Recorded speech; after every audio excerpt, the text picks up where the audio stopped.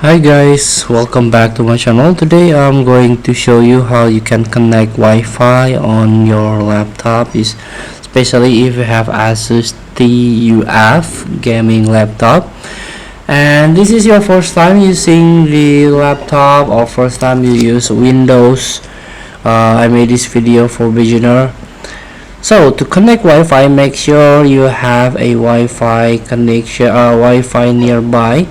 You have a router nearby to connect with your laptop, and then you can try to open setting on your Windows 11 and click on network and internet.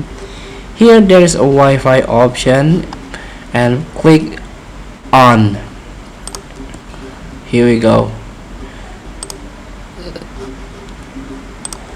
So there you can click on show available networks and all the networks will be listed in here,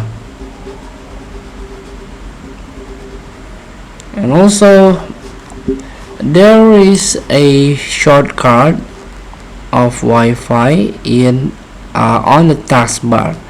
Here you can click, and here we go. This is the Wi-Fi icon. Just click on this icon. Now the Windows will scan, or if you turn on automatically connect, the Windows will connect you into the nearby Wi-Fi, the strongest Wi-Fi nearby to your laptop.